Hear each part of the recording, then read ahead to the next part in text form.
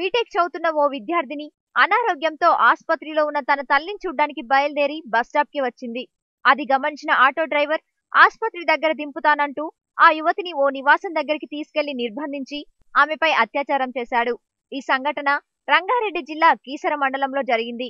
నరేష్ అనే auto driver BTech విద్యార్థిని అనారోగ్యంతో ఆసుపత్రిలో ఉన్న తన తల్లి దగ్గరికి తీసుకెళ్తానని చెప్పి అనేక గృహ సముదాయం గల ఓ ఇంట్లో బంధించి ఆమెపై అత్యాచారం చేసి పారిపోయాడు. తన తల్లి కూతురు ఆసుపత్రికి రాకపోవడంతో ఆందోళన చెంది విచారించగా ఈ సంఘటన వెలుగులోకి వచ్చింది. సంఘటన స్థలానికి చేరుకున్న పోలీసులు కేసు నమోదు చేసుకుని దర్యాప్తు చేపట్టారు.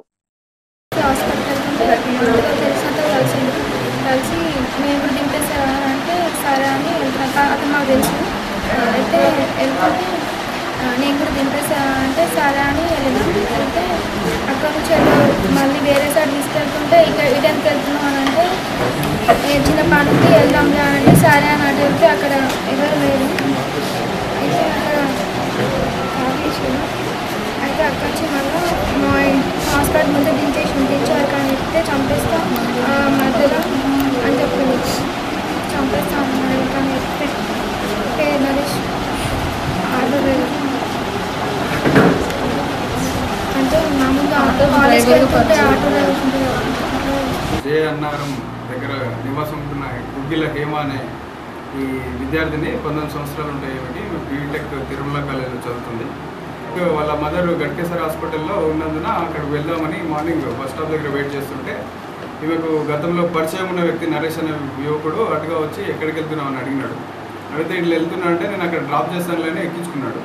ఎక్కించుకున్న తర్వాత అక్కడే గృహకల్ప బ్యాక్ సైడ్ ఐసోలేటెడ్ రూమ్స్లోకి తీసుకెళ్ళి ఆమెను బలవంతంగా రేప్ చేయడం జరిగింది. ఈ విషయమై ఆమె దరఖాస్తు ఇచ్చింది. ఇందులో మేము కేసు రిజిస్టర్ చేస్తున్నాము. చేసాము. అతని కోసం గాలింపు చర్యలు చేపట్టాము. తొందరగా పట్టుకుని అతను రిమాండ్ చేస్తాం.